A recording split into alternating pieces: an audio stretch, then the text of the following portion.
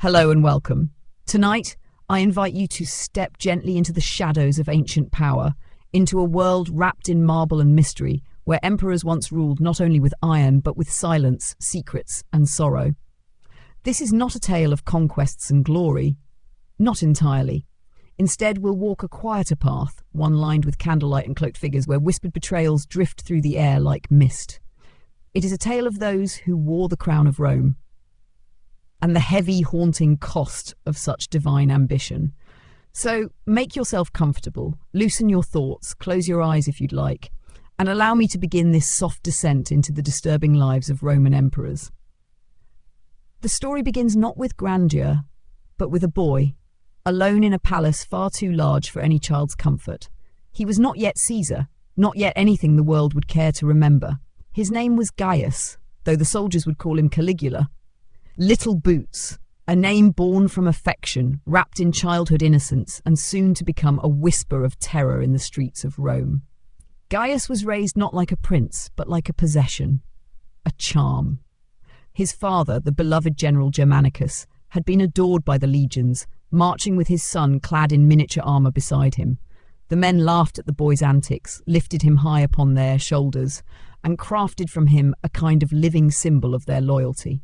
But symbols, you see, are dangerous things. When Germanicus died, some whispered it was poison, others insisted divine punishment. The light in Gaius's world flickered low. His mother, Agrippina the Elder, once a noble woman of fire and conviction, became a hunted woman. The emperor at the time, Tiberius, had grown wary of her influence. She was exiled. Her sons, including Gaius's brothers, were imprisoned, starved, broken by chains and politics alike. And Gaius? Gaius was brought to live with the emperor himself. Imagine that for a moment. A child, the last flickering ember of a disgraced family, sent into the cold, calculating halls of Capri, where Tiberius had retreated from Rome's clamour. The island itself was beautiful, kissed by the sea and softened by salt air. But within its marble corridors, something darker pulsed. Tiberius had grown strange in isolation. The once vigilant leader had become a recluse, his court cloaked in secrecy, pleasure, and paranoia. Rumours, foul and persistent, whispered of cruelty, of games that were not games, of young bodies discarded like wine-soaked linens. Gaius, barely more than a boy, learned quickly how to survive such an environment. He played the part well. He smiled, he flattered, he watched, and he waited. For 6 long years he dwelled in that suffocating palace, surrounded by statues of gods and men who believed themselves greater still. He learned silence there, learned how to hide thoughts behind soft expressions. He saw what became of those who spoke out, who trusted, who believed in the old virtues. He became something new, something shaped not by kindness or love, but by exposure to an empire's most decaying corner. Then one day, Tiberius died. Some say it was illness, some say it was treachery. There are even whispers that Gaius himself smothered the old man with a pillow, though no proof remains, only the echo of suspicion. Regardless, the old emperor left the world, and Rome, weary and aching for stability, turned to the young man once called Little Boots. And they rejoiced. The Senate welcomed him, the people cheered him. They threw flowers at his feet and hailed him as the child of Germanicus.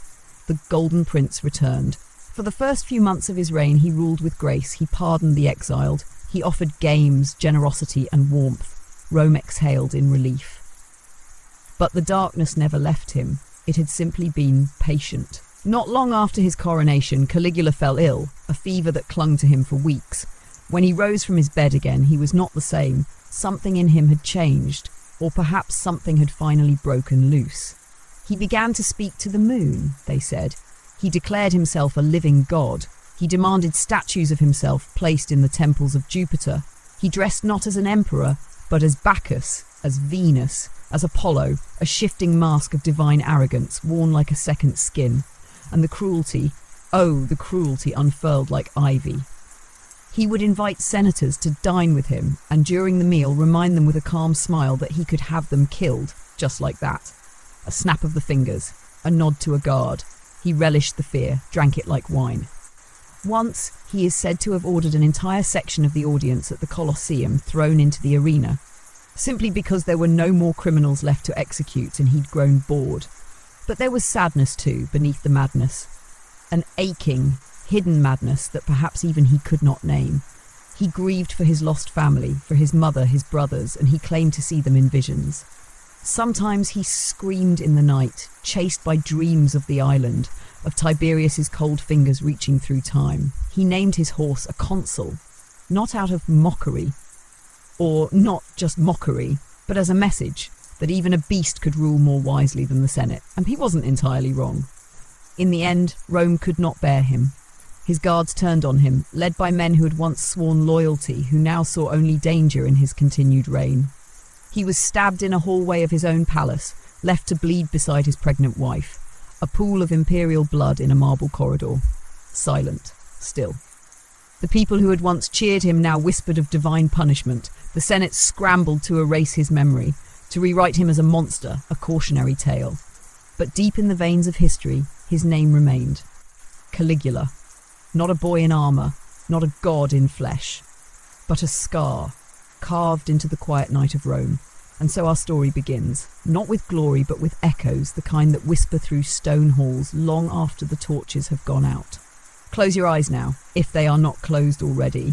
There are more emperors to meet, and their shadows are waiting. There are places in Rome where time slows to a hush, where ivy crawls over broken stone and statues stand without eyes, gazing into something beyond the veil.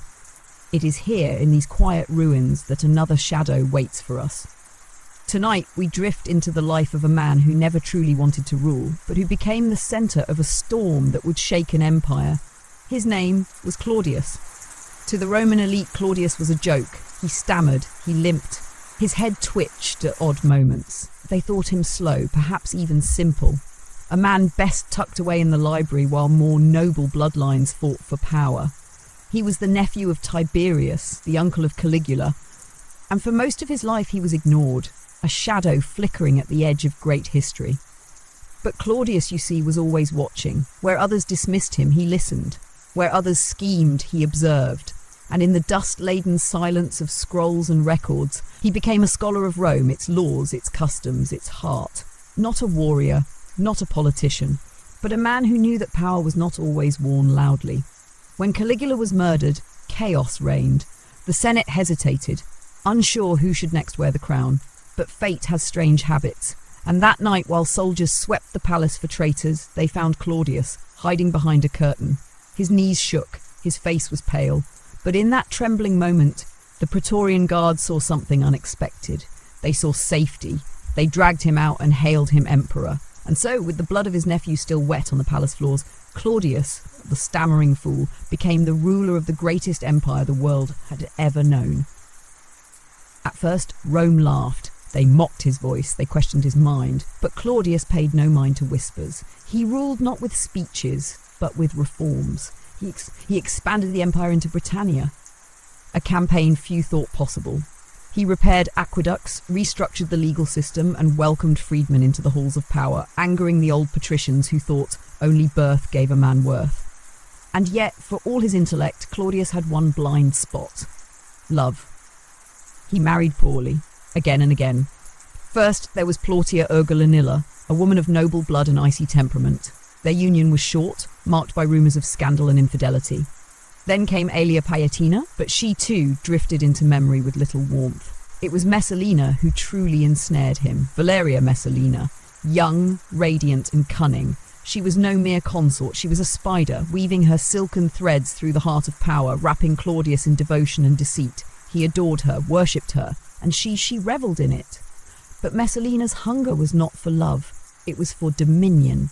She arranged marriages, brokered deals, executed rivals, all under the emperor's blind eye. Behind palace doors, her appetites grew darker. Lavish feasts, whispered lovers, clandestine games played in the velvet shadows of Roman decadence. There are tales, some likely embellished, others chillingly possible, that she once challenged a courtesan to see who could take more lovers in a single night. And won. Claudius knew nothing, or perhaps he chose not to know, until the day she went too far. In a move that stunned even the jaded Roman court, Messalina staged a mock wedding to another man, in public, while Claudius still lived, still reigned. Whether it was madness, ambition, or a test of how blind love could truly be, no one knows. When Claudius was told, he did not stammer.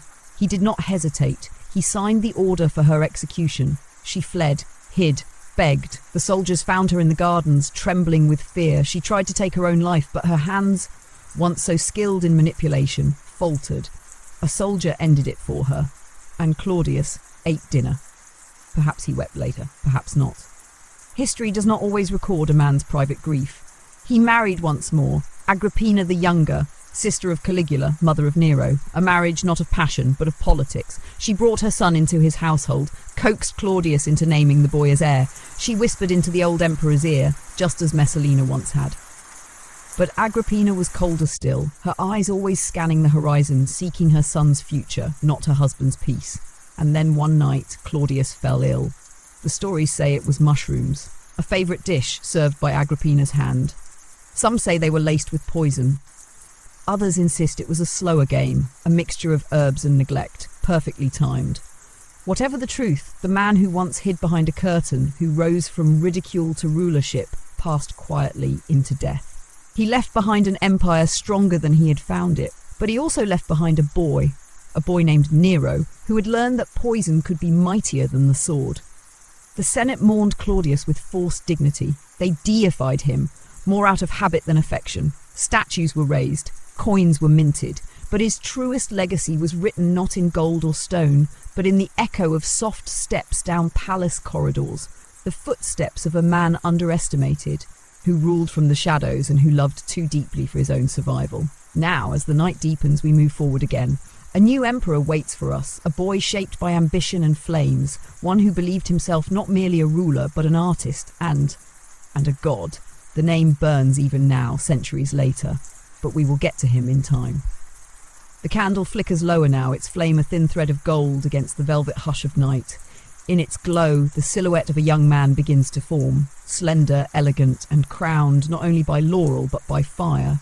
His name was Nero. He was just 16 when he became emperor. A boy with skin still soft from youth, eyes that glinted with the dreams of theatre and poetry, and a voice not made for war, but for song. Rome held its breath. A child now ruled the empire. But Nero was not alone. His mother, Agrippina, the same woman who had likely orchestrated the death of Claudius, hovered near him like a storm cloud dressed in silk. She had clawed her way through blood and betrayal to place her son upon the throne. She saw herself not as an empress, but as a goddess maker. She believed the empire bent to her will through him, and at first perhaps it did. In those early years, the empire was guided not by Nero's whims, but by the wisdom of his advisors. Seneca, the Stoic philosopher, whispered restraint and dignity into the emperor's ear.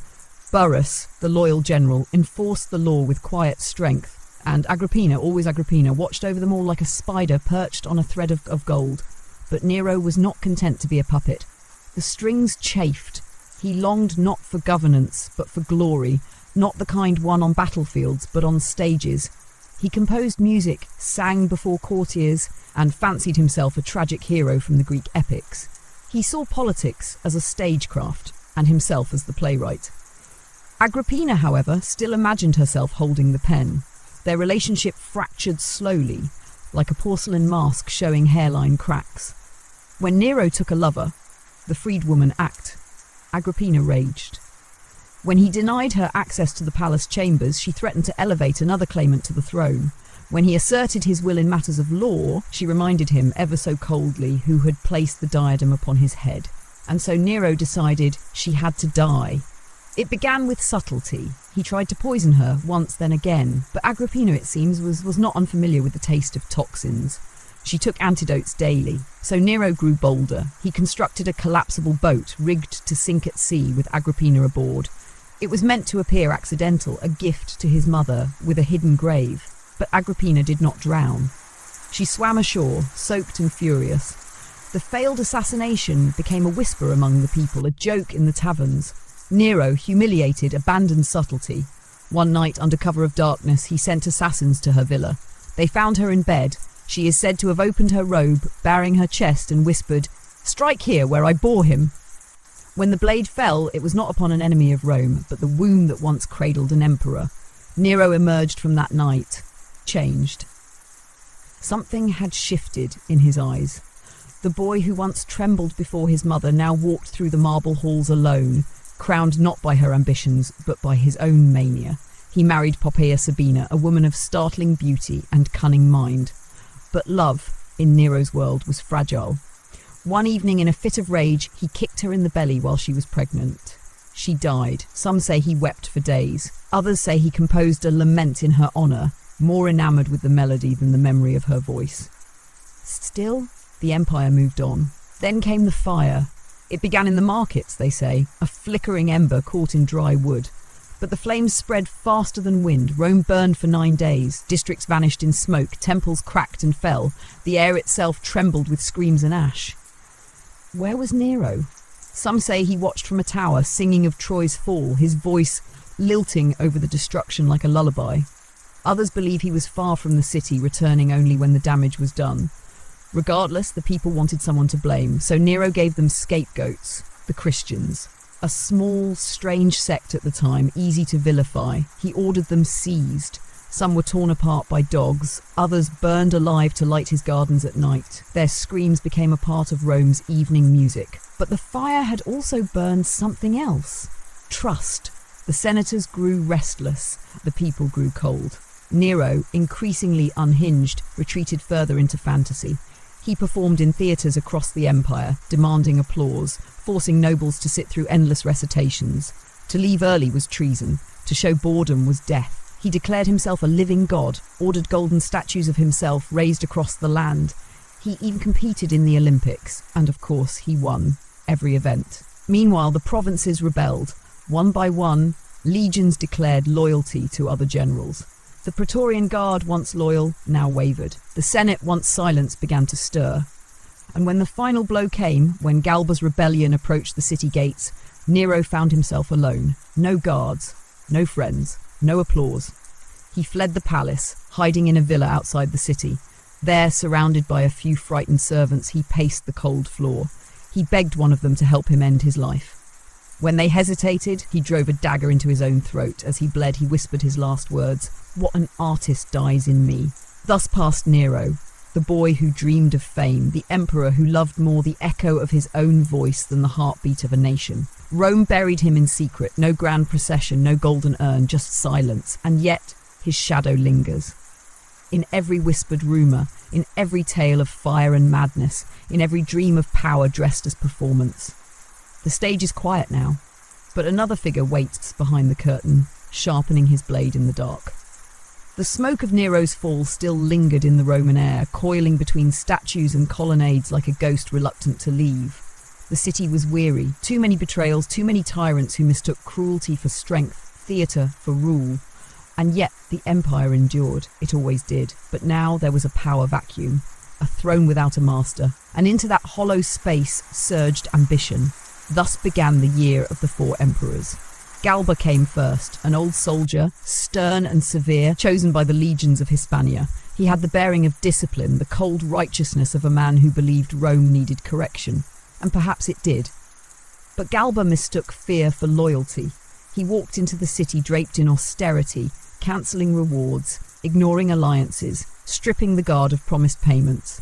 Rome, always hungry for spectacle and favour, turned on him swiftly. He ruled for 7 months. When the Praetorian Guard grew restless, they found a new champion, Otho. Otho was younger, charming and ambitious.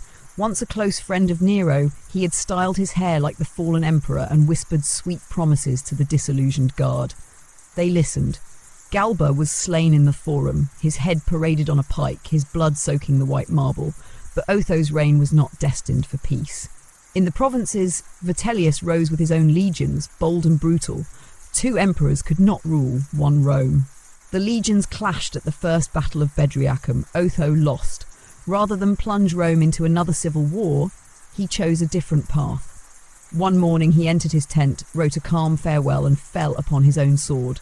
A final act of quiet dignity in a year ruled by chaos. Vitellius entered the city like a conqueror, wide-bellied, loud-voiced, drowning in wine and feasts. He was no scholar, no strategist, but he had the favour of the German legions, and a cruel streak sharpened by desperation. He indulged in violence like others did music. His reign was a carnival of excess, gluttony, executions, spectacles. Rome grew nervous. The Senate, once again silenced by fear, watched as the days darkened. Then came Vespasian, a general from humble origins, a builder, a pragmatist. He had no taste for poetry or poison, no hunger for divine titles. His sons, Titus and Domitian, stood behind him like iron pillars, and his legions, battle-worn and loyal, surged across the empire to meet him. Vitellius tried to resist, but Rome had grown tired of madness. When Vespasian's men entered the city, the people cheered. The Senate bowed. Vitellius was dragged through the streets, beaten, spat upon, and finally slain upon the Gemonian stairs, the same place where traitors had met their end for generations. The year of the 4 emperors ended not with a trumpet, but with a broom. Vespasian swept the stage clean, and yet, even in that newfound calm, the shadows remained. For Vespasian, Rome was not a playground, it was a project. He restored the treasury, rebuilt roads, and stabilized the legions. He began construction on the Flavian Amphitheatre, what we now call the Colosseum, a monument to permanence in a city scarred by impermanence. But behind the stones and reforms was a quiet knowledge that peace in Rome was always temporary. When Vespasian died, not by blade or poison but by fever, he left the empire to his son Titus. And here for a moment history offers us a pause. Titus was beloved. He ruled with restraint, kindness and an open heart. When Vesuvius erupted in 79 AD, burying Pompeii in ash and flame, he led relief efforts personally. When fire returned to Rome, he rebuilt swiftly without vanity, and when plague swept through the streets, he walked among the sick. His reign lasted just over 2 years. He died mysteriously, some say of illness, others more darkly, whisper of a brother's ambition. That brother was Domitian, tall, cold-eyed and silent in his own thoughts. Domitian had grown in the shadow of his father and brother. Where they sought unity, he studied solitude. Where they found love, he harvested resentment. When the crown passed to him, it was not with joy, but with wary acceptance. Domitian believed in control. He ruled with a hand of iron and a gaze that unsettled even the bravest senators. He resurrected old customs, reshaped the army's command, and surrounded himself with spies. No whisper escaped his notice. No mockery went unpunished. He walked the marble corridors like a panther, sleek, quiet, and dangerous. At first the people celebrated him. He raised wages, enforced justice, and beautified the capital. But slowly, fear began to creep in. He executed philosophers, he exiled poets. He demanded to be called Dominus et Deus, Lord and God. And in the hush of the evening, Rome began to remember Nero's voice again. Domitian's cruelty wasn't chaotic like Caligula's or theatrical like Nero's. It was methodical, bureaucratic, a steady drip of suspicion and death. Even his palace felt colder. He rarely laughed, rarely trusted. Paranoia curled around him like a second cloak. He feared plots, feared betrayal, and in time his fear became prophecy. One day, as he sat alone writing in his chambers, a servant entered. Behind him a dagger gleamed in the torchlight. His own court had turned against him.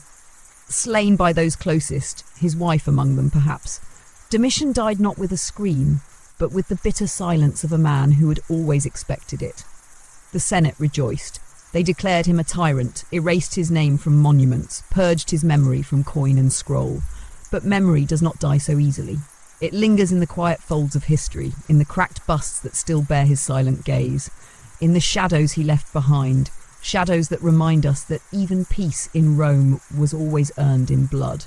And from those shadows, another figure begins to rise, not a boy, not a monster, but a philosopher, draped in calm, with a crown of gold and a heart heavy with thought. There are moments in Roman history where time feels as though it sighs, where the frenzy quiets, and a strange gentleness moves through the halls of power. After the echoing brutality of Domitian's rule, Rome found itself longing for something softer, something wiser. And so the empire turned to a man in Nerva. He was old when he took the purple, aged, steady and free from the wild ambition that had burned so many before him. The Senate, wearied by years of cruelty, chose him for his calm mind and modest heart. He was not a warrior, he had no dynastic claim, but in Nerva, Rome saw an opportunity to remember what peace could feel like. His rule was brief, just under 2 years, but in that briefness he planted a seed. Recognizing his own fragility, Nerva adopted a younger man as his son and successor, not of blood, but of merit, a general, a statesman, a warrior of great discipline and little ego. His name was Trajan, and with that adoption, Nerva gave Rome a gift it had not known in generations, a peaceful transition. When Nerva died, the empire did not fracture, it did not bleed, it simply shifted, quietly, as though the wind had changed direction, and Trajan stepped forward. He was not a man of poetry or grand speeches. He did not command attention with flourish or fear, but when he entered a room, men listened. There was strength in his simplicity, a quiet confidence that calmed both senate and soldier alike. Under Trajan, Rome expanded to its greatest territorial extent. The empire stretched like a golden net from the moors of Britannia to the deserts of Arabia. He led campaigns against the Dacians, fierce warriors who dwelled in the mountains beyond the Danube, and brought back not just victory, but unimaginable wealth. With that wealth, he commissioned the great Forum of Trajan, a marvel of marble and symmetry.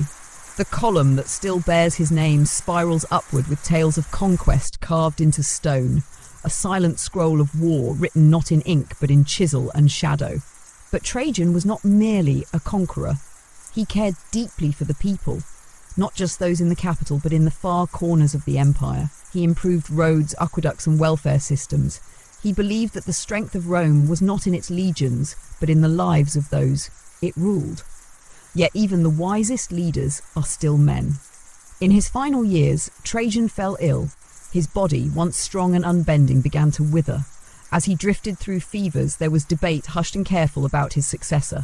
Trajan had no sons, no bloodline to follow. But in those final days, a decision was made. Whether by his will or through the careful hand of his wife Plotina, the empire passed once again. Not by inheritance, but by selection. And thus, a man named Hadrian was chosen. Hadrian was different. Where Trajan had looked outward, Hadrian looked inward. Where Trajan had expanded borders, Hadrian fortified them. He pulled back from distant wars. He gave up territories, not out of weakness, but from a cold understanding that the Roman world was too wide, too strained. He walked the edges of empire like a sentinel, building walls, both literal and unseen. The most famous, of course, was the one that still bears his name, Hadrian's Wall. A long spine of stone across the wilds of Britannia, built not to conquer but to divide. To say, here is Rome, and there is not. But there was more to Hadrian than strategy. He was a lover of Greek culture, of philosophy, architecture and art. He wore his beard in the Greek style, studied the classics, and travelled endlessly. Few emperors ever saw so much of their own dominion. He crossed rivers, deserts, forests, not in triumph but in curiosity. Yet within him there was a quiet sorrow. He fell deeply in love with a young man named Antinous, a Greek youth of haunting beauty. The emperor adored him, travelled with him, trusted him with more than words. But then, tragedy. On a voyage along the Nile, Antinous died. No one knows how. Some say it was an accident. Others whisper of ritual sacrifice or suicide. Whatever the cause, Hadrian was shattered. He mourned not as a ruler but as a broken-hearted man. He named cities after the boy, erected statues across the empire, even deified him, placing Antinous among the stars. In every corner of Rome his face appeared, not as a god of war, but of youth, of longing, of love that defied empire. After that, Hadrian grew cold. He ruled with distance. He trusted few. Those who disappointed him were exiled, or worse. The same hands that once traced marble blueprints now signed execution orders with impassive precision. His health declined, his breath grew ragged, and yet he lingered, unwilling to release the world he had shaped. He adopted an heir, then changed his mind, adopted another, wavered, feared. When death finally came, he welcomed it with bitterness. Hadrian, the wall builder, the poet, the philosopher king, left behind a Rome uncertain of its next chapter. But in that silence, in the flickering of the imperial flame, another figure began to stir. He was not ambitious, not cruel. He wore the crown like a burden, not a prize. And in his eyes, there was thought. Endless, aching thought, the kind that keeps a man awake beneath gilded ceilings, wondering whether even the gods understand justice. He would be called the last good emperor. But even in goodness, there is grief, and even in wisdom, suffering. In the cool silence of the Palatine Hill, beneath the long shadows of dusk, a new emperor sat alone, not in triumph, but in reflection. His robes were plain, his voice soft, and his thoughts endless. Where others ruled with steel and fire, he governed with parchment and ink. His name was Marcus Aurelius. He had not sought the throne. He had not schemed nor flattered. Power had come to him slowly, like a river swelling beyond its banks, inevitable and indifferent. Adopted by Antoninus Pius, Hadrian's chosen heir, Marcus was raised not as a prince, but as a student. He studied philosophy with his mind open and his heart cautious. He learned discipline, restraint, the sharp edge of reason, and above all, he learned to endure. By the time he wore the purple, the boy had become a man of quiet gravity, a soul weathered not by war, but by wisdom. Yet war came anyway. Not long after Marcus Aurelius ascended to the throne, the empire began to tremble. Along the Danube, Germanic tribes stirred. Marcomanni, Quadi, and others long kept at bay. They moved like storms, testing Rome's borders with iron and flame. And to the east, disease crept through the empire, a plague brought back by soldiers, unseen and unforgiving. Death became a constant companion. And still, Marcus did not retreat. He did not hide behind walls or drown himself in indulgence. He left the comfort of the capital and rode to the front. For years, he lived among the legions, not in tents of silk, but in the mud and cold of the frontier. He shared their hardships, their meals, their sorrows. The emperor became a soldier, and in the long, bleak nights between battles he wrote. Small thoughts, quiet reflections, scribbled in Greek on scraps of parchment, never meant for others to see. These meditations were not declarations of rule, but questions, gentle, haunting questions. What is virtue? What is suffering? What does it mean to be just when the world is unjust?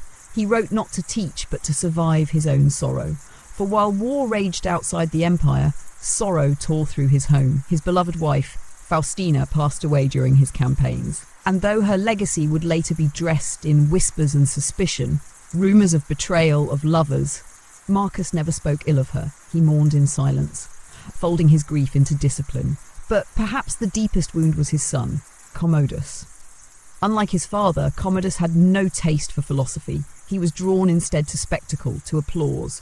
Where Marcus sought order, Commodus craved indulgence. Even as a child, his temper flared with disturbing ease. Tutors feared him, servants avoided his gaze. He was handsome, radiant even, but his beauty held a certain cruelty, like sunlight on the edge of a blade. And yet, Marcus loved him.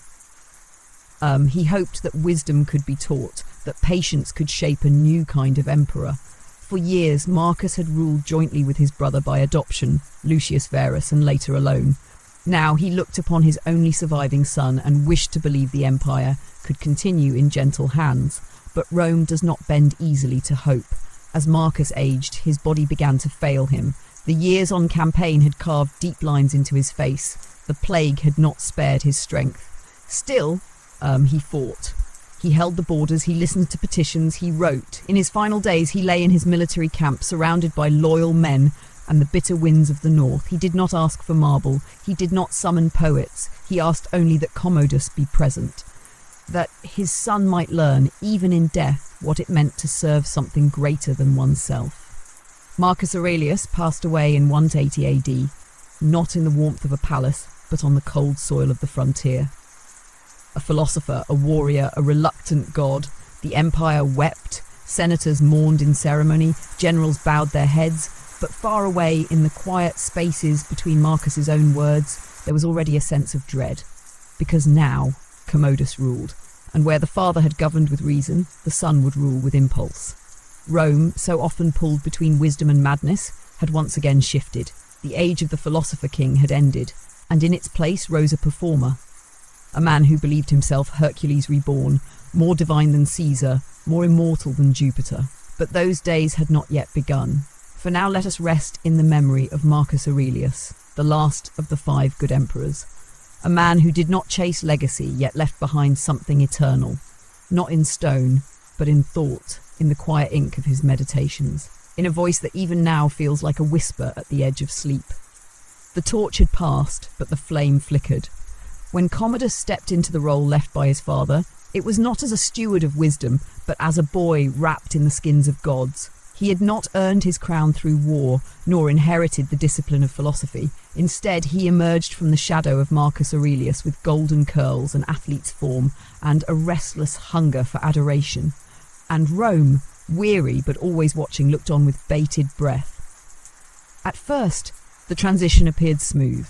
Commodus was young, energetic, and handsome. everything a public hungry for distraction might adore. He held grand games, tossed coin into the crowds, dined with the elite, and promised to bring a new age of splendour. For a time, the city stirred with a cautious hope, but it was a fragile illusion.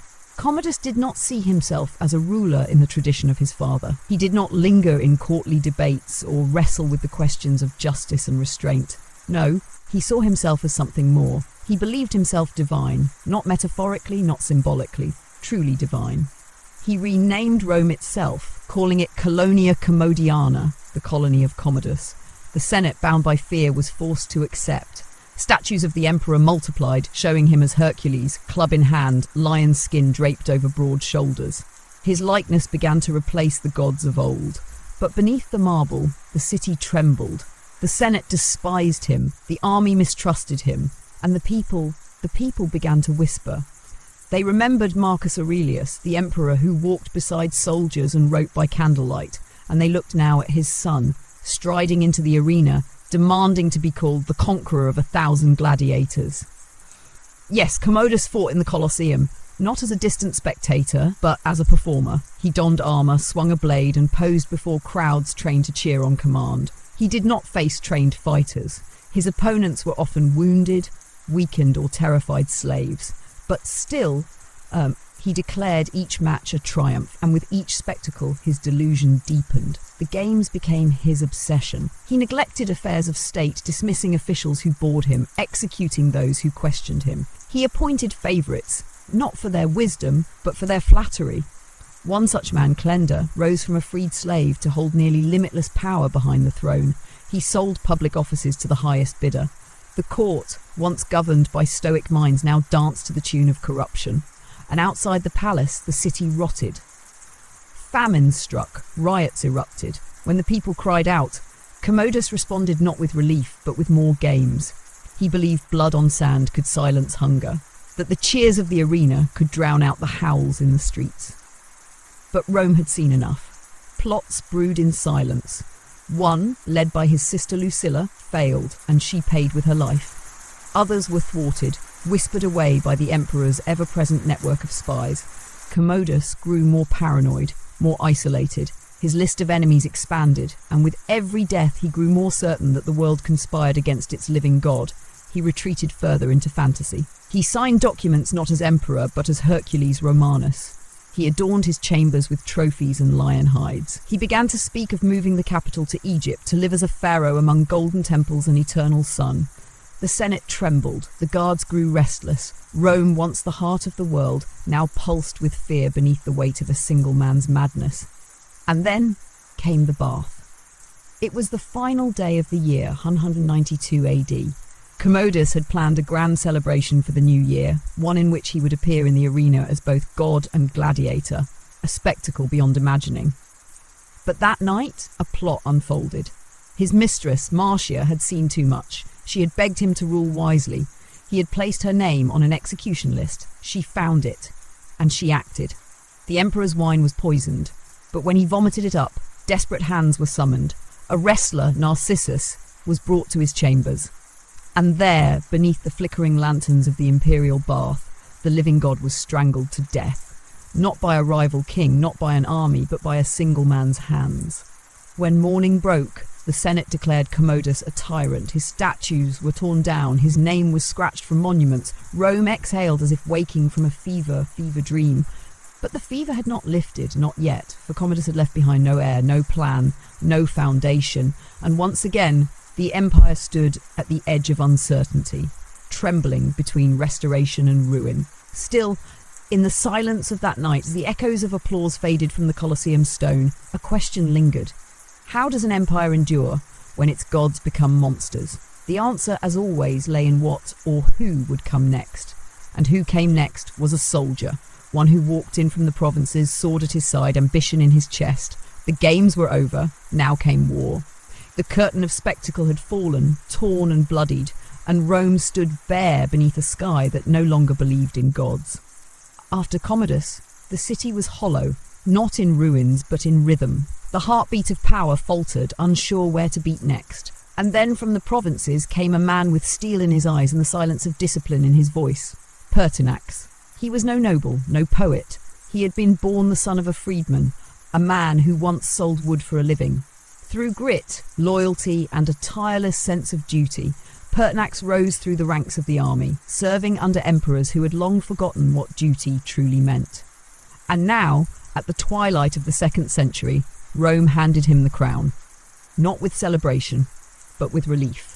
It was the Praetorian Guard, ever the puppeteer behind the throne, who elevated him.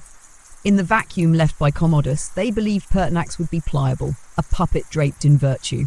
But they had misjudged him. Pertinax believed in order. From the first moment of his reign, he worked to restore the empire's dignity. He slashed the palace's bloated expenses. He reinstated senatorial authority. He recalled exiles. He banished courtiers of corruption. His vision was clear and his heart steady. But his rule lasted only 86 days. The Praetorian Guard, spoiled under Commodus, hated him. They missed the gold, the games, the indulgence. Pertinax offered discipline where they craved chaos. When he refused to bribe them for loyalty, they turned. One morning, a mob of guards stormed the palace. Pertinax met them with calm. No armour, no sword, just words. He tried to reason, to remind them of Rome, of duty, of honour. They stabbed him where he stood. And with his death, the empire was put up for sale, literally. The guards, now drunk on their own power, auctioned the throne to the highest bidder, and a wealthy senator named Didius Julianus offered the most. He promised gold beyond measure, money for each soldier, riches in exchange for a crown, and the guards without shame accepted. Rome was stunned. Citizens fled the forum. The Senate sat in horrified silence. Julianus, now emperor in name, was jeered in the streets. People called out for vengeance, for justice, for a true leader. And across the empire, legions began to stir. 3 generals rose, each with their own claim, their own ambition. Clodius Albinus in Britannia, Pescennius Niger in Syria, and in Pannonia, a man named Septimius Severus. It was Severus who moved fastest. A soldier to his bones, Severus wasted no time. He marched toward Rome with his legions, not as a rebel, but as a purifier. The people welcomed him. The Senate bent quickly, and Julianus, left alone, abandoned by the very guards he had bought, was executed. Severus entered Rome not in gold but in armour, and Rome, desperate for strength, embraced him. But Severus was no Marcus Aurelius. He was not gentle, not reflective. He believed in strength, raw, unquestioned, absolute. He disbanded the Praetorian Guard, replacing them with men from his own ranks. He made the army supreme, the backbone of every decision. And then he turned to his rivals. He crushed Niger in the east, painting the lands with fire. He hunted Albinus in Gaul, defeating him in a brutal, bloody battle. By 997 AD, Severus stood alone, emperor, unchallenged. He claimed to restore Rome, but what he truly built was a military monarchy. The Senate reduced to ceremony. The aristocracy weakened. The army elevated to divine status. He travelled constantly to the east, to Africa, to the frontiers. He fought not just enemies of Rome, but enemies of his own memory. He had statues of past rivals torn down, names erased from scrolls, history rewritten by sword and silence. And with him always were his sons, Caracalla and Geta. 2 princes raised in palaces, steeped in privilege and ambition. Where Severus had clawed his way up from dust, his sons were born into gold. They followed him on campaign, watched him govern, learned to wear the mask of leadership. But even as children, their hatred for one another was palpable. Severus, perhaps blinded by blood, believed they could rule together. As he aged, his bones worn by endless war, he made a final campaign to Britannia. There, in the wet, grey mist of the Northern Isles, he tried to subdue the restless tribes. It was his last effort, not for conquest, but legacy. He fell ill before the campaign ended. Lying in his camp, surrounded by soldiers and whispers, he summoned his sons. He said, "Be harmonious, enrich the soldiers, and scorn all others." And then he died. The empire passed to Caracalla and Geta, jointly, just as he had wished. But the ghosts of Severus's ambition could not hold them together. The empire, once again, had been placed into the hands of those unworthy of its weight. And somewhere in the fog of Britain, on a battlefield gone cold, a father's final command echoed uselessly into the wind, "Be harmonious." But harmony was never Rome's way. They were meant to rule together. 2 sons, born of empire and hardened by campaign tents and imperial silk. Rome had hoped, perhaps foolishly, that Caracalla and Geta might share the throne like brothers, like co-emperors, like echoes of harmony. but harmony was a fiction. Even in childhood, they could not abide one another. Caracalla, fierce, brooding, impulsive. Gaeta, cautious, refined, calculating. Where one burned, the other schemed. When their father Severus died, he left them not a crown, but a knife with two handles, and only one could hold it. The city became a divided household. Each brother established his own court, his own guards, his own audience halls. They refused to dine together, to speak alone, to pass each other in corridors without an entourage. The very palace was split down the middle, walls built not of stone but of hate. Whispers grew louder, the people took sides. The Senate hesitated, the army watched. And in that tense twilight of dual rule, Caracalla made his decision. It happened in the heart of the palace. According to the story that would be passed down in hushed voices and scandalized poetry, Caracalla invited Gaeta to a meeting, a gesture of reconciliation. Their mother, Julia Domna, urged peace. Gaeta, perhaps weary of fear, agreed. He entered the chamber, and there, in the arms of his mother, he was cut down by soldiers Caracalla had hidden behind the curtains. They say Julia Domna screamed as her younger son bled into her robes. Caracalla did not flinch. He emerged from the room cold-eyed and resolute. Gaeta was declared a traitor. His name was condemned, his memory erased, damnatio memoriae, statues shattered, portraits scraped clean, coins melted, even his name was forbidden in speech or inscription. But memory, as Rome knew too well, was not so easily slain. Caracalla ruled alone now, but he was not at peace. He tried to buy the army's affection, granting vast pay increases, lavishing them with gold and favour. They became his shield, his audience, his gods. But with that favouritism came consequence. The treasury groaned under the strain. The common people were taxed harshly. The Senate was further weakened, its voice drowned beneath marching boots and clinking coin. Caracalla fashioned himself a new Alexander, not merely an emperor, but a warrior king, destined for greatness. Marched east, envisioning conquest beyond Parthia, beyond Persia, perhaps even to India. He wore Macedonian dress. He visited Alexandria and demanded divine honours. But in that city of knowledge and pride, he was mocked behind closed doors, students and scholars weaving satire into the street air. Caracalla heard the laughter, and he answered it with slaughter. Thousands of Alexandrians were massacred, not with surgical cruelty, but with wild open rage. The blood soaked the libraries, the scrolls were trampled. Wisdom burned with the same fury as flesh. He continued eastward, never sated, but glory eluded him. The dream of Alexander was a shadow he could not catch. And then, on the road to Carrhae, the same desolate land where Crassus had once fallen, Caracalla met his end. His own guard turned on him. A centurion named Justin Marcellus approached the emperor while he relieved himself on the side of the road. With a single strike, Caracalla fell, slain not in battle but in the quiet routine. It was said he died confused. The empire passed briefly to Macrinus, a man of administrative skill but no noble blood, a usurper to many. He tried to steer the ship away from madness, but the tides of vengeance were already rising. In Syria, a young boy was crowned by the military, a child draped in gold and crowned with incense. He was presented as the son of Caracalla, though the claim was weak. What mattered more was his mother, Julia Maesa, sister to Julia Domna, aunt to the slain Gaeta, a matron of the Severan dynasty. And she was not done with Rome. She brought the boy to power. His name was Elagabalus. And Elagabalus was different. He was a priest in Emesa, devoted not to Jupiter or Mars, but to Assyrian sun god Elagabal. He arrived in Rome dressed in silks, his face painted with perfumes, his temples ringing with bells. He did not hide who he was. He revelled in it. He declared Elagabal the supreme god of Rome. He built a great temple, the Elagabalium, and placed the sacred black stone of his deity at its centre. He paraded through the city, pulling the stone in a chariot drawn by naked slaves. He married women, then men, then declared himself married to a charioteer named Hierocles. He wore women's clothes in court, demanded to be called Empress Slut, and held banquets that blurred the line between ritual and farce. The Senate stood paralysed. The people watched, half in awe, half in horror. But Elagabalus cared little. He was not interested in tradition or power. He wanted ecstasy, religious, sexual, divine. He believed himself the incarnation of his god, and Rome was simply his stage. But Rome does not forgive humiliation. Julia Maesa, who had placed him on the throne, now feared him. She turned to her younger grandson, a boy named Severus Alexander, quiet, gentle, malleable. In 222 AD, the Praetorian Guard entered the palace. They found Elagabalus and his mother.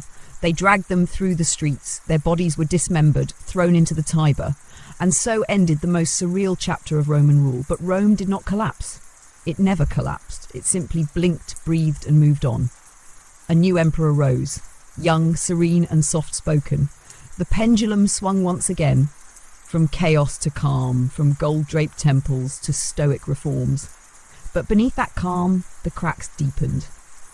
For even as Severus Alexander stepped into the light, the storm was already building on Rome's borders. And this time, it would not be a single mad emperor that threatened the empire. It would be time itself, and everything it had patiently waited to collect.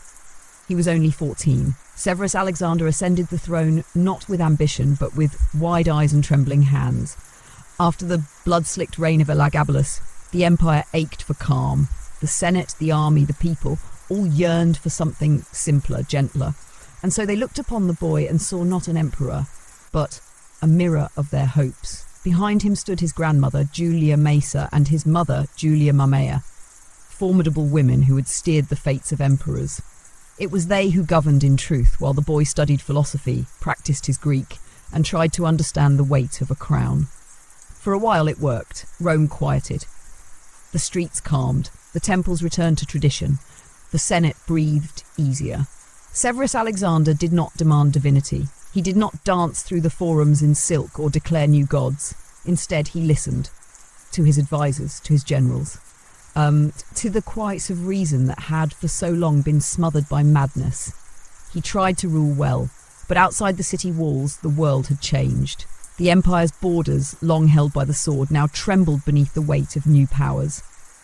In the east, the old Parthian Empire had fallen, replaced by the Sassanid Persians, fierce and unyielding. Their king, Ardashir, struck quickly, testing the edge of Roman defences. In the north, Germanic tribes grew bolder, pressing against the limes, the frontier fortifications that once marked the edges of Roman strength. Rome no longer inspired fear, it inspired opportunity. Severus Alexander, too young for war, leaned on his generals.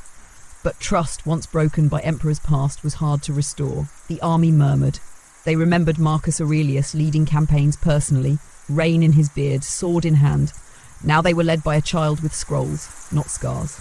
In 232 AD, Alexander marched east to face the Persians. He sought diplomacy, treaties, measured solutions. The legions wanted blood. The campaign ended in a quiet draw. No decisive victory, no burning capitals, only wariness.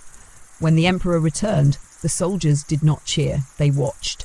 And in the Rhine, new threats stirred.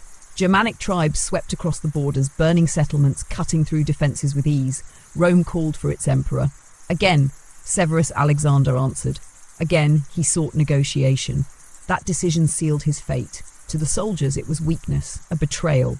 They had bled, they had marched, they had endured snow and hunger. And now, their emperor spoke of peace. The whispers turned to growls, the growls to mutiny. In 235 AD, in a military camp near Mainz, a group of legionaries stormed the imperial tent. They found Alexander with his mother, Julia Mamaea, by his side. The same woman who had guided his reign protected him, shaped him. She begged. He trembled. Neither was spared. Their bodies were desecrated, their names cursed. And with their deaths, a line ended, not just of emperors, but of order. The Severan dynasty was gone.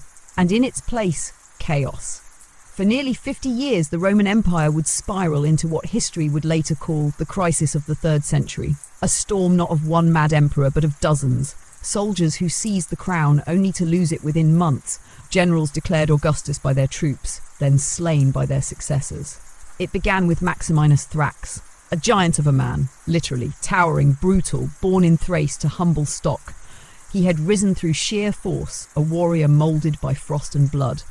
The legions loved him for his strength. But Rome recoiled. He never set foot in the city, not once. He ruled from the frontiers, through messengers and fear. He taxed the Senate ruthlessly, drained the treasury for campaigns, and crushed resistance without pause. The nobility plotted. They raised their own emperors, the Gordians in Africa, a grandfather and grandson adored by the people.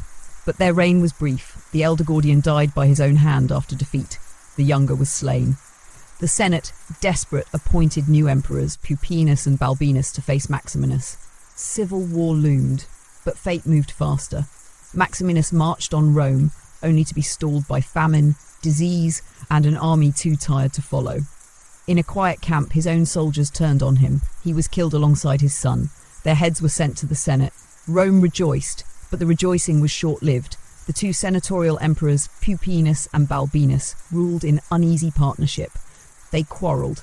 The Praetorian Guard, still poisonous, grew restless. Within weeks, the guards stormed the palace and butchered them both. The Senate, broken and humiliated, turned to a child, Gordian III.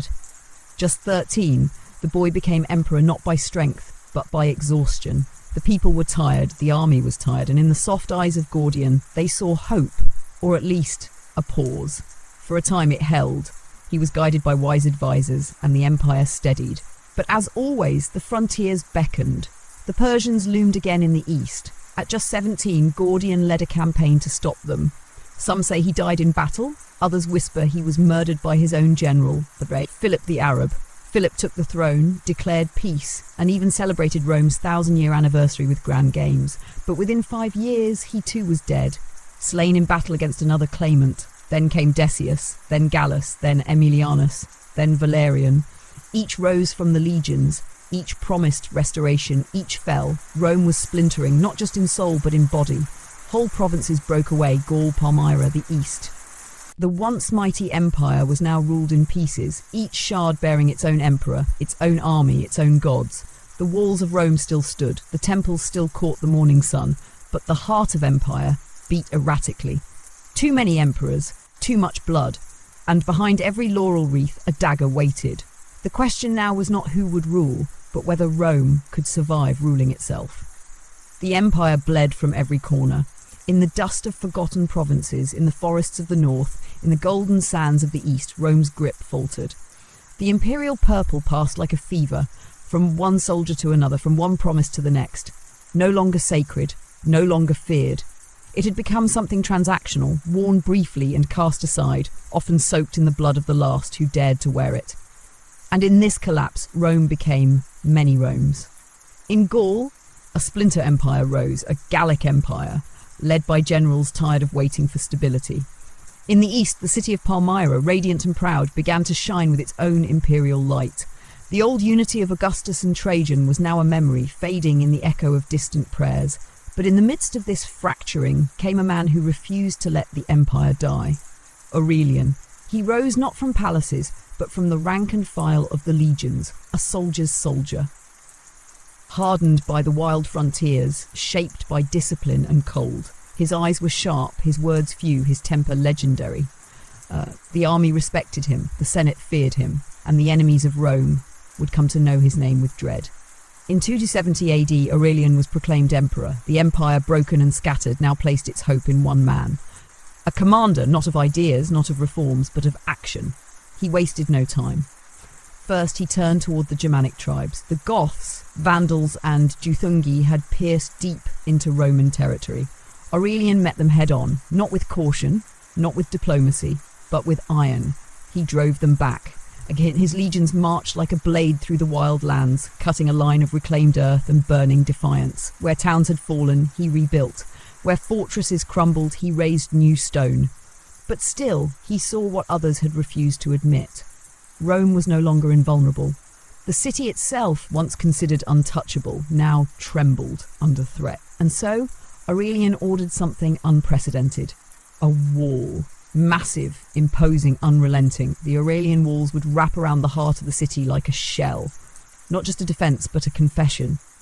Rome, for the first time in centuries, was preparing for siege. And yet, his greatest challenges were yet to come. To the east, the city of Palmyra had declared itself sovereign. Its queen, Zenobia, fierce, intelligent, and dazzling, had carved out a kingdom from the dying embers of Rome's authority. She ruled in the name of her young son, but it was she who held the sceptre. Her armies conquered Egypt. Her image appeared on coins. Her titles grew bold. She called herself Empress of the East. Aurelian marched east. The campaign was swift, merciless, and unrelenting. City by city, the Palmyrene forces were broken. Aurelian approached the desert like a tide, slow and inevitable. When he reached Palmyra, Zenobia attempted to flee, seeking Persian aid, but she was captured on the Euphrates, brought before the emperor, and then came silence. No execution, no spectacle. Aurelian, the Iron Emperor, spared her life. Some say he admired her, others say he saw value in symbolism. The mighty queen brought low, paraded not in chains but in golden chains through the streets of Rome. Palmyra was restored to the empire. Next came the Gallic Empire. The West had long broken away, ruled by emperors of its own, Postumus, Victorinus, Tetricus. Their reigns were brief, fraught with rebellion and betrayal, but they had managed to hold the line against chaos. Still, they were not Rome, not truly. Aurelian gathered his legions again, and once more he marched. The Western campaign was not just conquest, it was reunification. A declaration that there would be one Rome or no Rome at all. Tetricus, facing overwhelming force, surrendered without battle. Some say he colluded with Aurelian beforehand, others say he sought peace. In any case, the West returned to imperial hands. By 2274 AD, the impossible had been done. Aurelian, the soldier without noble blood, had reunified the Roman Empire. He was given the title Restitutor Orbis, Restorer of the World. He reformed the currency. He strengthened the army. He built temples to the sun god, Sol Invictus, believing that a single deity might unify the fragmented hearts of empire. He even began to lay the foundations of what some whisper was a plan to centralize power more fully, perhaps even hinting at divine monarchy. But fate had one more twist. In 255 AD, as Aurelian prepared a new campaign in the east, a conspiracy emerged from within his own court. His secretary, fearing punishment for forged documents, spread rumours that the emperor was planning executions. Panic spread, fear took root, and the emperor, the iron-hearted God-chosen restorer, was assassinated by his own officers. Struck down not in battle, not by enemy steel, but by lies. The empire fell silent. For a moment, all stood still. There was no clear successor, no dynasty, no heir.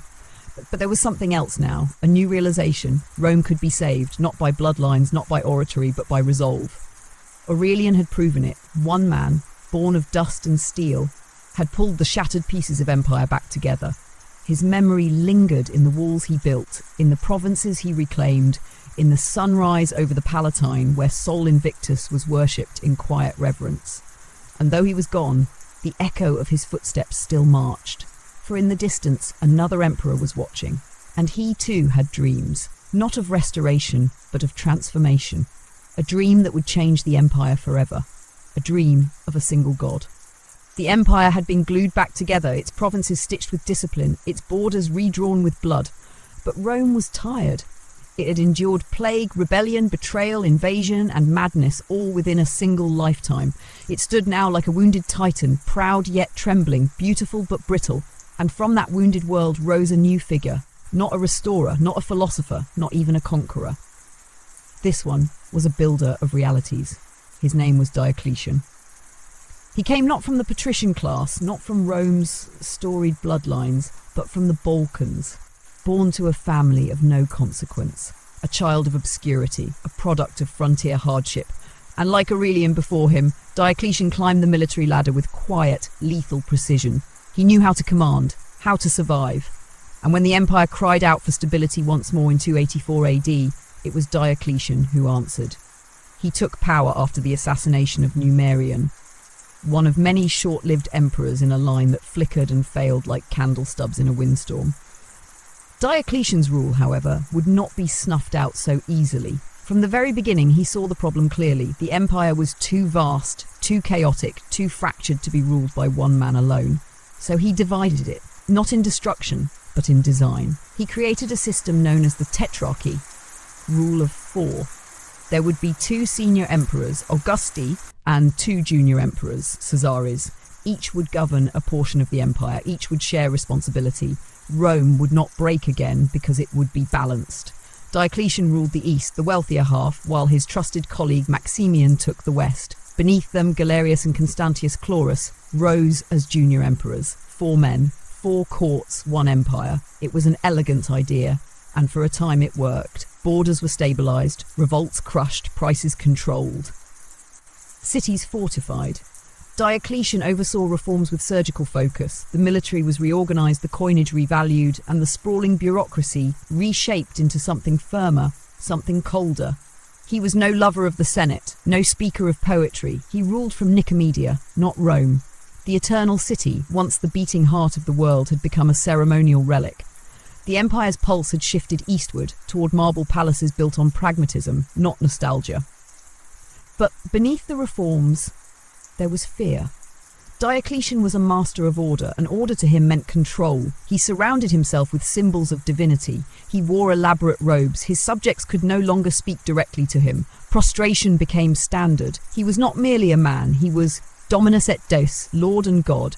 And what Lord tolerates threats to divine harmony?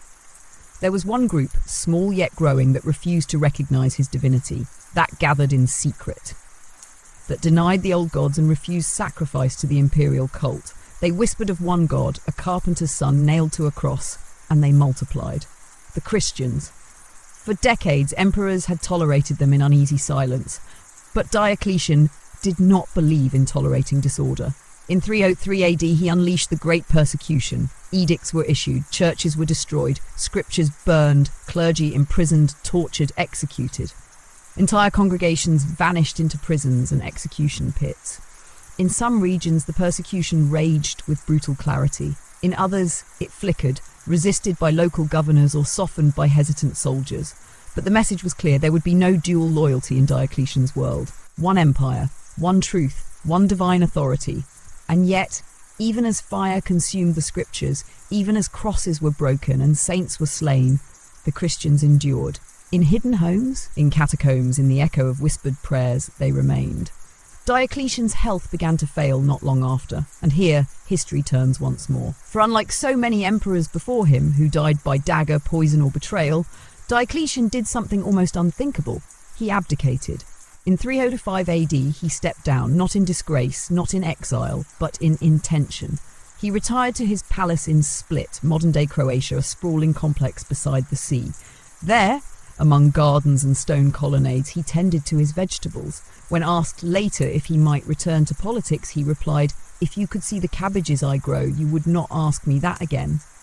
And yet, even as he found peace, the world he designed began to fracture. The tetrarchy could not hold. The bonds between the four rulers were human and therefore breakable. Jealousies emerged. Ambitions flared. Galerius and Constantius struggled to control their halves. New generals rose, claiming legitimacy. Civil wars erupted once again, and in the West, a name began to rise from the blood-soaked soil. A name that would shatter the old world, reshape the gods, and leave a mark so profound that Rome would never again be the same. His name was Constantine, son of Constantius. Soldier of ambition, emperor of vision, and he would do what Diocletian could not. He would make the cross rise above the eagle. But for now, in the fading light of the Adriatic coast, Diocletian sat among his herbs and marble walls, the only emperor in centuries to leave power by choice. A man who tried to tame a storm, and for a moment, nearly succeeded. He was born in the shadows of empire, the son of a soldier and a tavern maid. Constantine. His father, Constantius Chlorus, had ruled as Caesar in the western half of Diocletian's great experiment, the Tetrarchy, and though he had never claimed the highest seat, he had been close to the fire. Constantine grew up near courts, near camps, surrounded by steel and whispers, but always watching. He watched emperors rise. He watched them fall. And when his father died in 306 AD, the legions at Eboracum, modern-day York, hailed Constantine as emperor. It was not official, it was not legal, but it was real. And in Rome, that meant everything. The empire, once carefully balanced under four rulers, now descended into confusion.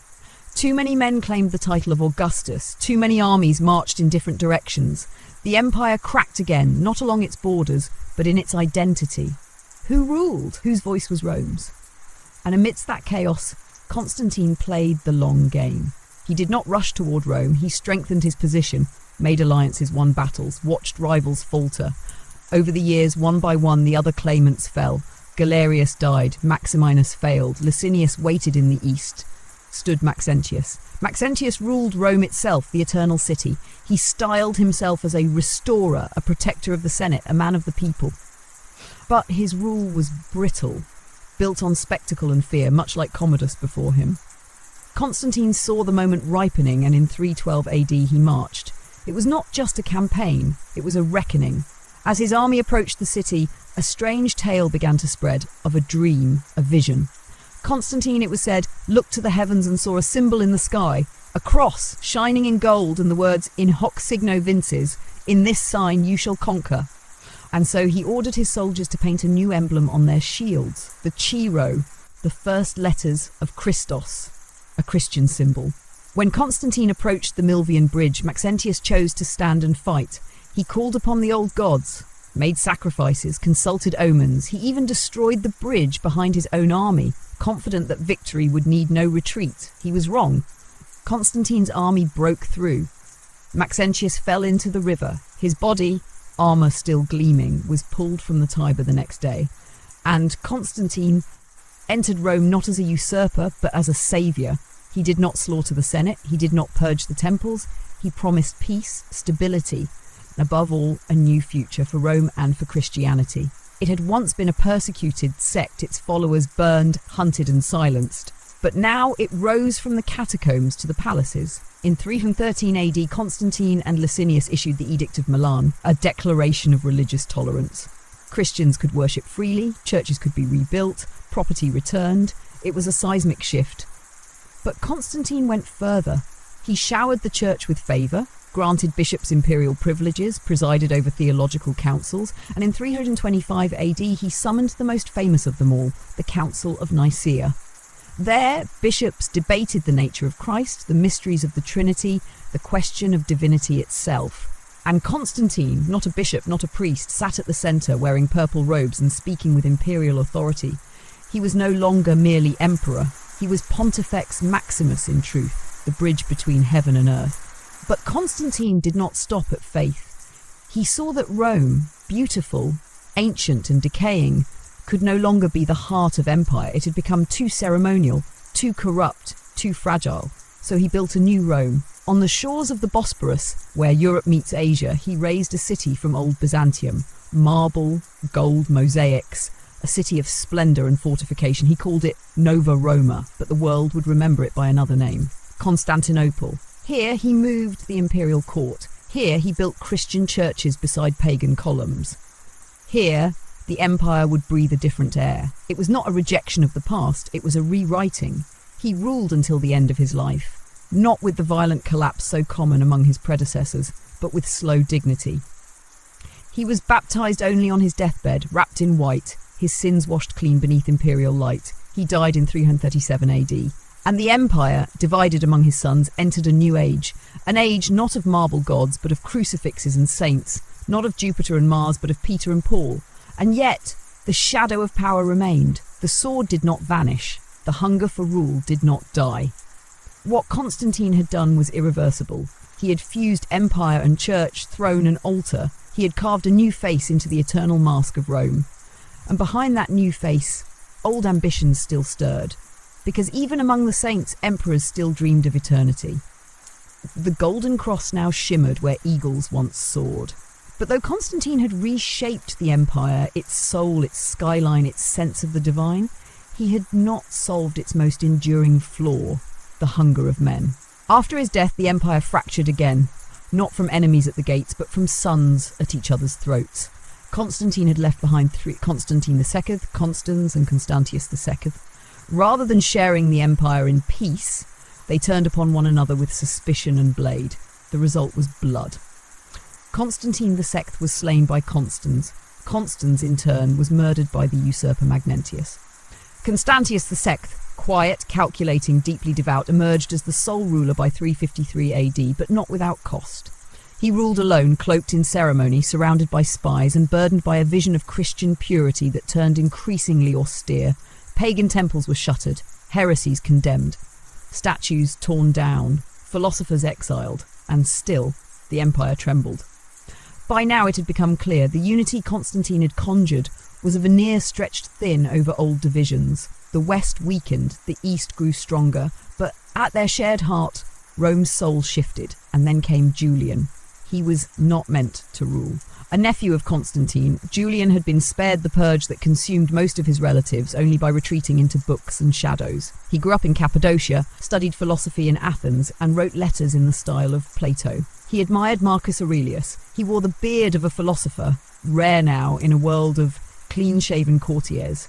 And he did not believe, not in the cross. He studied the old gods, Apollo, Helios, the ancient pantheon. While the empire chanted psalms, Julian whispered the hymns of Homer. In 355 AD, he was sent to Gaul to govern the provinces and repel invasions. He proved himself unexpectedly capable, leading troops, winning battles, restoring order. The soldiers adored him. When Constantius II died suddenly in 361 AD, Julian became emperor. And with him came something Rome had not seen in decades, a return to the old ways. Julian rejected the title of Christian emperor. He restored pagan temples, reopened philosophical schools, revived ancient rituals. He did not persecute Christians with open violence, but he sidelined them. He spoke of tolerance, and yet his vision of Rome was backward-facing, like a man trying to paint the future by candlelight. He called himself Julian the Philosopher. History would remember him differently. Julian the Apostate. His reign was brief, less than 2 years. In 363 AD, Julian launched a campaign against the Persians, determined to restore Rome's former eastern glory. But in the burning heat beyond the Tigris, amid scorched earth and shifting sands, he was struck by a spear. Some say from enemy hands, others say his own men. He died under the stars, whispering his last words, "You have won, Galilean," a quiet nod to Christ, not in worship but in surrender. After Julian, the empire returned to the Christian path. Jovian, his successor, hastily restored privileges to the church and retreated from Persia. The momentum of Julian's pagan revival faded like smoke in the wind. Came Theodosius. He rose from Spain, a military man, stern and pious. In 379 AD, he became emperor of the East and soon the architect of a final, decisive shift. He did not merely tolerate Christianity, he made it supreme. In 380 AD, alongside his Western co-emperors, he issued the Edict of Thessalonica, declaring Nicene Christianity the official religion of the Roman Empire. All other paths, heretical or pagan, were condemned. This was no longer the Rome of multiplicity, of household gods and altar fires. It was the empire of the one God, the Son, and the Holy Spirit. And Theodosius enforced this with certainty. Pagan temples were not merely closed, they were destroyed. Sacred sites burned, statues smashed, the oracle at Delphi silent, the Vestal virgins disbanded. Alexandria, once the beacon of pagan scholarship, saw its shrines fall to ash. And then a massacre. In 390 AD, in the city of Thessalonica, a riot broke out. A Roman official was killed. In response, Theodosius ordered a brutal reprisal. Thousands of civilians were slaughtered in the Hippodrome. The empire gasped. Even the church recoiled. Ambrose, the bishop of Milan, refused to allow the emperor to take communion until he repented.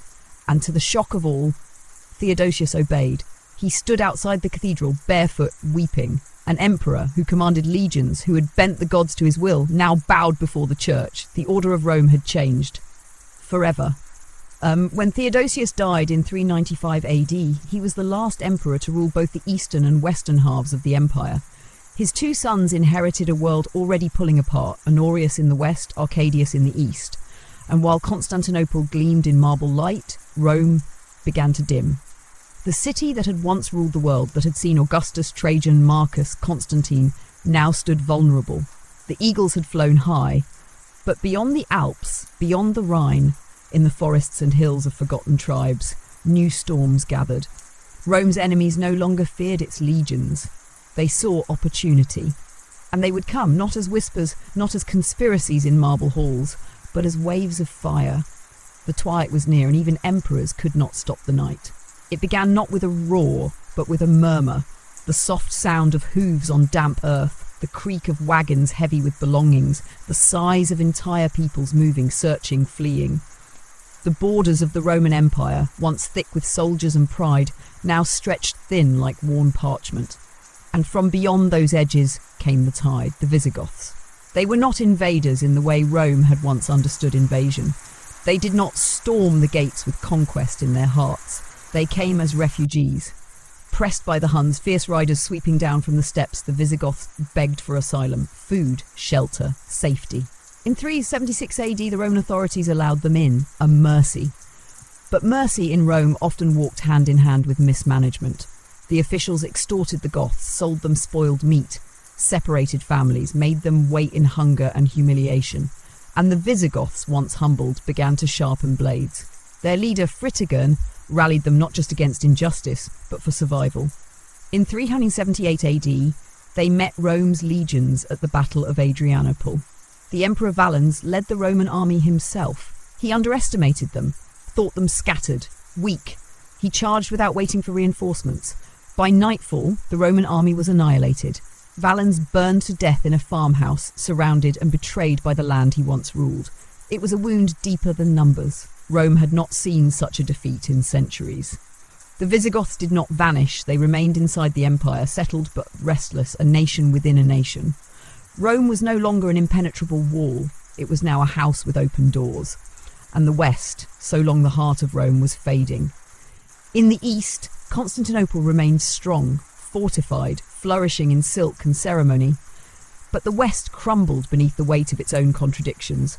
Emperors without command, generals without loyalty, cities without protection. Barbarian tribes surged in from all directions: Vandals, Alans, Suebi, Huns. And within the walls of Ravenna, the new capital of the Western Empire, a boy emperor sat on a throne too large for his years. Romulus Augustulus. His name echoed the founding myth of Rome: Romulus, the wolf-raised child, the first king, and its proudest legacy, Augustus, the first emperor. But he was no founder, no unifier. He was a shadow. Placed on the throne in 475 AD, a puppet of his father Orestes, Romulus reigned in name only, a symbol in a time when symbols no longer held power. The real authority lay with the military, and in 476 AD, a chieftain of Germanic origin, Odoacer, rose. He marched on Ravenna, he captured Orestes, killed him, and then approached the young emperor. Romulus Augustulus was spared, a rare kindness. Odoacer stripped him of his title, sent him into exile, and declared that the Western Empire needed no more emperors. He sent the imperial regalia to Constantinople, a quiet message. There would be only one emperor now, and he would rule from the east. The Western Roman Empire was no more. No trumpet sounded, no marble cracked, no temple collapsed. Rome did not die with fire, it died with silence.